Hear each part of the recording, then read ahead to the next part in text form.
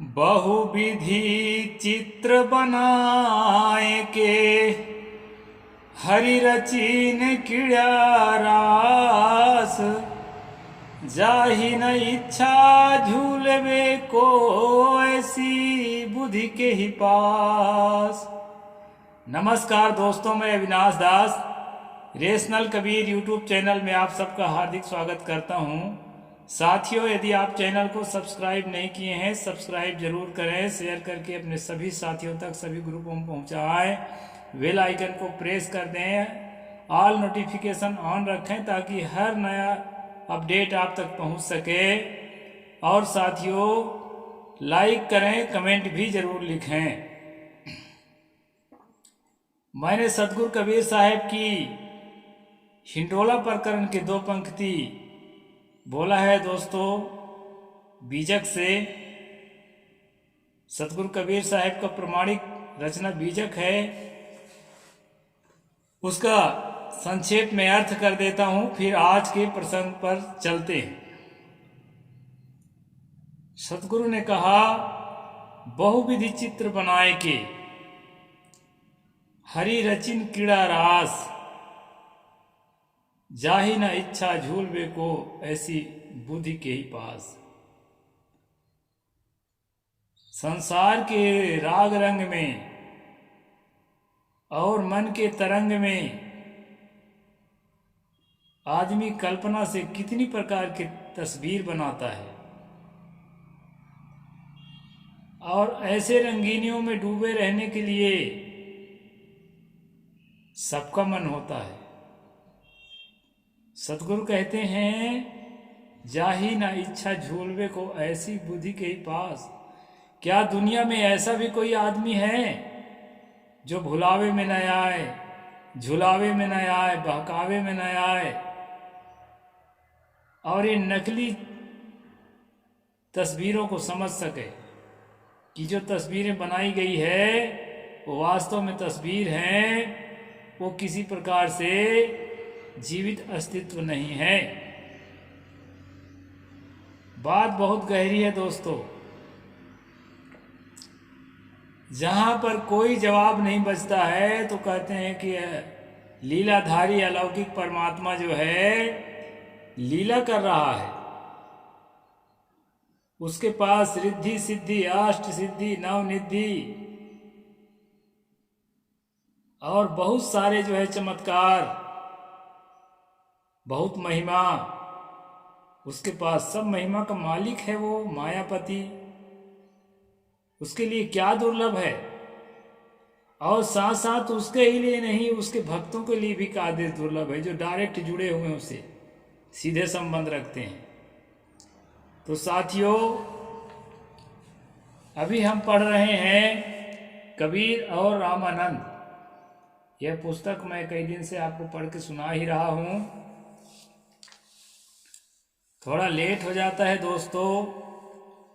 ये जियो कंपनी का सिम है मेरे पास। जियो कंपनी के मालिक बहुत बदमाश है, सर्वर ही डाउन रखता है जब देखो तब। अब पैसा हमारा सब खत्म हो जाता है। इस कारण से जो है,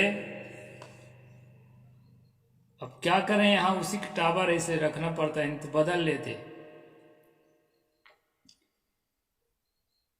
दोस्तों, मैं कह रहा था कि जो है काल्पनिक तस्वीर बना करके, काल्पनिक बातें लिख करके आदमी को भुलावे में डाल दिया जाता है और उस भुलावे से अपने आप को आदमी नहीं निकाल पाता है। कहीं कहीं पर जो है ना, तर्क विरुद्ध बातें लगती है तो सोचते हैं कि अरे ये तो ईश्वर है, ईश्वर का लीला है, या ईश्वर का खास आदमी है, निकटवर्ती है, संबंधी है, इसलिए इसमें इतनी सारी महिमा है, चमत्कार है, रिद्धि सिद्धि है। ऐसा करके आदमी संतोष कर लेता है। तो साथियों, जब रामानंद के चेलों ने कबीर साहब को अपना गुरु भाई बना ही लिया अपनी किताबों के माध्यम से, तो उनको भी भला चमत्कार से खाली कैसे रखें। उनके अंदर भी चमत्कार जो है आरोपित किया गया। उसी चमत्कार की चर्चा मैं करने जा रहा हूं। श्री मठ स्मारिका में लिखा है कि कभी कभी कबीर दास जी अपने शरीर को रक्षा चक्र में बांधकर सूक्ष्म रूप से तीर्थ भ्रमण व संत दर्शन के लिए निकल जाया करते थे। एक दिन रक्षा चक्र लगाए बिना ही अपने आप चले गए। शरीर को रिक्त जानकर एक भूत ने उसमें निवास ग्रहण कर लिया। उसने कई शिष्य बनाए तथा उल्टे सीधे उपदेश देकर बहुत लोगों को निर्गुणिया बना दिया। कबीर जी के आने पर भूत शरीर छोड़कर चला गया। योग बल से कबीर ने सारी स्थिति समझ ली। आप अपने प्रयास से भूत द्वारा बनाए गए कुछ शिष्यों को तो रास्ते पर ले आए और कुछ निर्गुणिया ही रह गए। यही कारण है कि आज कबीर पंथ में दोनों प्रकार के सिद्धांत अनुयायी पाए जाते हैं। ये इन्होंने लिखा है। दोस्तों, कल मैंने बताया था कि दो कबीर हुए हैं, एक कबीर राम भक्त और दूसरा कबीर जो है ना निर्गुणिया। निर्गुणिया का मतलब जो है आत्मसत्ता को ही सच मानने वाला और काल्पनिक बातों का खंडन करने वाला। मैं इनके भाषा में बता रहा हूं। तो दो कबीर थे और जो है राम भक्त कबीर की शाखा में ही दूसरा कबीर उदित हुआ था और अपना पंथ चलाया। और ये दूसरा कबीर जो उदित हुआ था वही निर्गुणिया था। उसी के ये सारे कबीर पंथी लोग शिष्य हैं। ऐसा जो है कल के सिद्धांत हमने जाना था। अब देखिए दोस्त, अभी दो कबीर नहीं है। दूसरी कहानी में एक ही कबीर है, लेकिन क्या करता है, अपने शरीर को छोड़ करके रक्षा सूत्र में बांध देता है। कलावा हाथ में बांधते हैं ना मंत्र पढ़ के, वैसे जो है शरीर को रक्षा सूत्र में बांध देता है और भ्रमण करने निकल जाता है। मतलब सूक्ष्म शरीर धारण करके ये शरीर यहीं रहता है।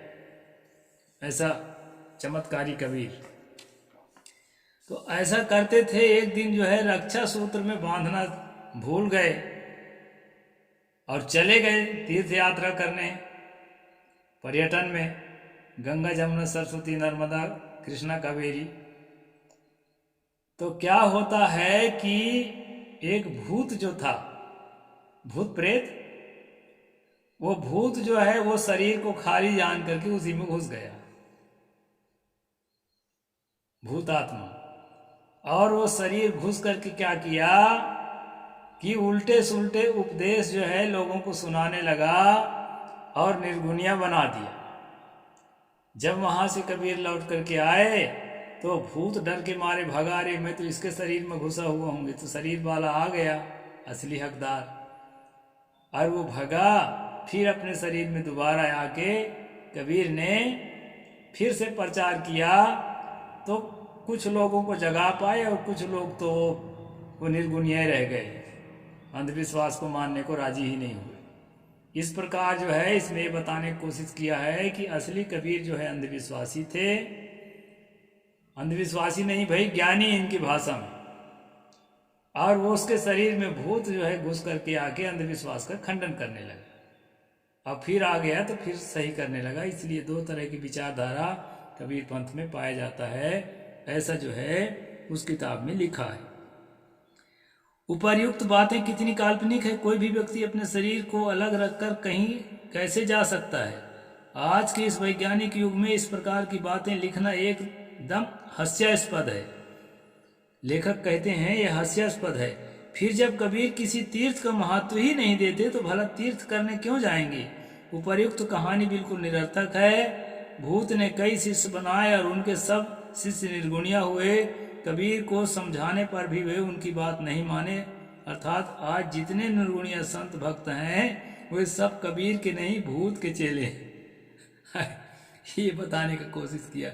यह कैसी मिली मार है। तात्पर्य यह है कि कबीर साहब तो वैष्णव भक्त थे और स्वामी रामानंद के शिष्य थे, किंतु उनके अनुयायी लोगों को भूत के चेले बना दिए। जिस प्रकार ब्राह्मणों ने तथागत बुद्ध को भगवान का अवतार घोषित किया, किंतु उनके अनुयायियों को राक्षस तथा नरकगामी सिद्ध किया। इसी प्रकार कबीर का विरोध करना रामानंदियों के बस की बात नहीं थी। इसलिए कबीर को सुखदेव का अवतार, प्रहलाद का अवतार मानकर पूज लिए, किंतु कबीर पंथियों को निर्गुणिया अर्थात भूत के चेले बनाकर रख दिए। यह जो है ब्राह्मणों का पुराना ब्रह्मास्त्र है। जब महापुरुष के या आंदोलन को रोक नहीं पाते हैं तब उसको अपना भगवान का अवतार बता देते हैं या प्रसिद्ध भगत का अवतार बता देते हैं। और क्या करते हैं दोस्तों, उनके अनुयायियों को राक्षस और नरकगामी बता देते हैं। जैसे तथागत बुद्ध के अनुयायियों को राक्षस बता दिया गया है। तो इस प्रकार से ये चरित्र है दोस्तों। इसलिए अंग्रेजों ने कहा था कि ब्राह्मणों में न्यायिक चरित्र नहीं पाया जाता है।